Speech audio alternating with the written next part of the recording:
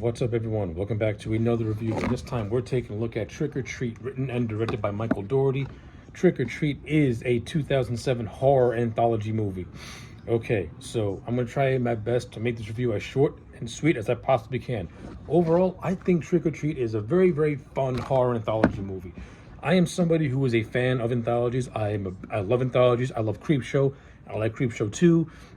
Very recently, I saw The Cat's Eye and had a lot of fun with that movie. Trick or Treat falls in that same line of those movies in which it tells, in which it tells separate stories. But what makes Trick or Treat more interesting is that it tells stories that are interconnected with one another.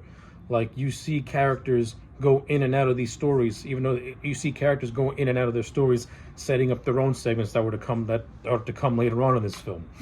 I think Michael Dougherty did an overall good job at making each story feel self-contained for the most part, yet dropping little hints and seeds for what's to come later on. Now, not every segment of this movie was perfect, and I don't think that Trick or Treat is this flawless masterpiece, but it is a good, just solid Halloween movie that you can pop in. It's a quick watch, very entertaining, has a great cast, and even though not every single story is perfect, every single story does have this ongoing theme, which is this character of Sam, which is like this child-sized demon in a burlap sack. And what I like about the character of Sam is that he's more or less the personification of Halloween. Like, every time one of these characters breaks a Halloween rule, he will viciously attack them. Like in the opening follows this couple who are coming home from a Halloween party, and the wife blows out a jack-o'-lantern before midnight, and the husband, against the husband's wishes, who says don't do it, but she does it anyway, and then Sam attacks her, in a very creative and a very decent scene where, like, she gets trapped under a sheet and Sam's killing her while she's in the sheet. I think that's actually a pretty cool scene. I actually like that scene. So, like, and the character of Sam, like I said, he pops up in and out of every segment. He doesn't really take center stage, so that the last segment, when he's tormenting this grumpy old man, which I'll get to momentarily. But let me just briefly go over all the segments in this movie and then give you my thoughts afterwards. I already mentioned the opener, which follows the married couple. But the first official segment deals with this principal, played by Dylan Baker. And it's revealed that the Dylan Baker character is actually a serial killer, and we find this out when he gives a kid poison candy and then buries him in his front yard. I like this segment. I think this segment's actually very creepy and also has a dark sense of humor to it. I think Dylan Baker is very very funny in this scene. He's trying to bury this dead body, and his kid keeps interrupting him, and then he gets interrupted by the old man, Mr. Krieg, who lives next door to him. Like, this poor guy is just trying to dispose of a killing he just committed, and he keeps getting interrupted. I actually thought it was a lot of funny, and I actually like the payoff. I think the payoff of this segment was actually pretty cool. So throughout the entire segment, Paul Wilkins, who was played by Dylan Baker, his son Billy keeps interrupting him, saying, "Daddy, can we carve the jack-o'-lantern? Daddy, can we go trick-or-treating? Daddy, we do this? Daddy, can you help me with the jack-o'-lantern's eyes?" The big revelation is that the jack-o'-lantern is actually the severed head of the kid, Charlie, that he had murdered. That he had murdered by giving him poison candy. I like it, but I also like the build-up to this revelation. Like, we think that Wilkins is going to kill his son, but he ends up, but that's not it. But that's not what happens. So that was actually pretty cool. And I also like the idea of this family tradition of Wilkins and his son just killing kids on Halloween and turning their severed heads into jack-o'-lanterns. I think that was darkly comedic, and to me, I found that funny. I'm just a disturbed individual, maybe. I don't know. I mean, if a movie has a dark sense of humor like this, I'm gonna like it. That's just what it is. Another segment that I thought was actually good, but not as good, is this thing called The Haunt. These four kids are collecting jack-o'-lanterns, and they meet this other girl named Rhonda, who is described as an idiot savant, but she's also very, very knowledgeable on Sam Hain. The whole premise of this segment is that they're going to this quarry where the school bus is pretty much entrenched inside of it.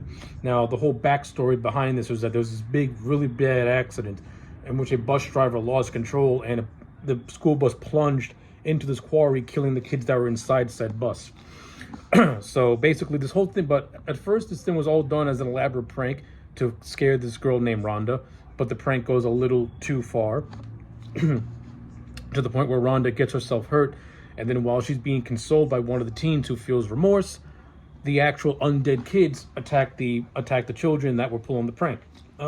Like, this segment was okay. I mean, the whole, the kid zombies was whatever. It's not my favorite one. It's not the strongest of them all, but I do like the little inclusion of Sam at the end, where he and Rhonda exchange like a respectful glance at one another. Like, Sam knows that Rhonda respects Halloween and follows the Halloween guidelines. But I like all that. Yeah, but this segment, it was okay, I guess. Like the segment teased that maybe one of the boys has a crush on Rhonda, and it doesn't really fully explore any of that. The whole thing of the bus gets paid off later on in the movie. But for what as it is as a standalone segment, it's a decent little ghost story, I guess, but nothing all that spectacular. Another segment after this one deals with these group of teenage girls who are trying to find who are trying to go to their Halloween party to find the right guy. Anna Paquin is in this segment. She plays this girl named Lori, who's just a Little Red Riding Hood, while her friends are dressed up as Disney characters. I thought this segment was weird yet strangely entertaining, especially since it has a big payoff with the Paul Wilkins character, who throughout the movie has been disguised as a vampire attacking girls at this Halloween parade. However, this poor guy ends up attacking the wrong girl, because it's revealed in this segment that her and her friends are werewolves in disguise. And I like the sequence where this revelation happens. We have the Marilyn Manson cover of Sweet Dreams playing in the background. It's like a big campfire. It's very gory. It's very bloody. And Wilkins, the principal, gets a nice little comeuppance for the dastardly deeds he committed early in the movie by being ripped apart by werewolves. So I like it. I liked it better than the school bus haunting. But I think my favorite out of all these segments is the one that has to do with this character called Mr. Krieg, who is this grumpy old man played by Brian Cox. And I like this segment because it ties into the whole school bus massacre thing. But before I get to that, let me just briefly go over this. So Mr. Krieg appears in the principal segment, where he questions Wilkins of what he's doing in his backyard. Now, after that shortly happens, Krieg, who is a very grumpy old man, doesn't like Halloween, tortures little kids, and he gets paid a visit by Sam because Krieg is breaking the Halloween traditions of not giving out candies to little children. So the entire segment is just Sam tormenting Krieg all over his house. It's very entertaining. I like it a lot. This really gets to show Sam as a malicious character, by attacking just one singular person.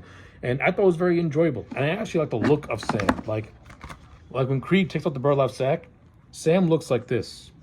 Like a human-shaped skull pumpkin. I like it.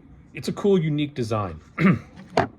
I like the look of Sam overall, with the burlap sack and the onesie. He's like a cute little kid that you want to adopt. I don't know what it is. But yeah, I thought this segment was actually really cool. And I like how Sam spares Mr. Krieg, almost giving him a second chance to, you better follow the Halloween traditions. But leading up to all that, he just tortures this man. Like, he puts raisins in his candy bars. The entire movie, Sam's carrying this sack that we don't know what's in that sack, but it's candy. But also with the candy is mixed with razor blades. And Krieg falls down a flight of stairs and his hands get caught on these razor blades, and it's just very bloody and very painful. Like, if you ever really press your hands on razor blades and have them pierce your skin, that shit fucking hurts. Like, it hurts a lot.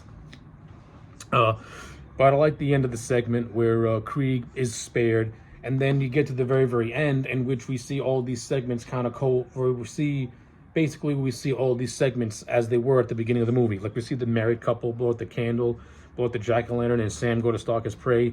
We see the little girl Rhonda wheeling a bunch of pumpkins. We see Billy handing out trick-or-treats while dressed as his dad, because early in the movie, when his dad went to enter the door, he had a bloody shirt on after he just got done killing somebody, and the kids liked his costume. So I like how Billy took inspiration from his father to do that. That's actually pretty funny. And then, but the overall movie ends with the dead kids attacking Mr. Krieg, because it's revealed that Mr. Krieg was the bus driver who accidentally led these kids to their death in this quarry. And that would explain why he's always pissed off all the time. So yeah, with all that being said, I think Trick or Treat's a very entertaining movie. It's got a fun cast. Everyone puts in a fun performance. I love the overall look of this movie from a production standpoint. Michael Dougherty really captured that Halloween spirit. This movie's got a good color palette to it. Like, it's very bright. It's very Halloweeny, if that's even a term. And like I said, the cast is great. Even though not every single segment's perfect, they're all well done, all well made. They all got good suspense, good pacing. For a movie that runs at 82 minutes, I would have loved to have seen another 10 minutes, because I think another 10 minutes would have fleshed out the segments much, much more and made them much, much better, in my opinion. But for what we get, good stuff. Gonna give Trick or Treat a solid 8 out of 10. Anyway, those are my thoughts on Trick or Treat. Let me know your thoughts in the comment sections down below. Like the video and subscribe, and I'll check you back next time for more.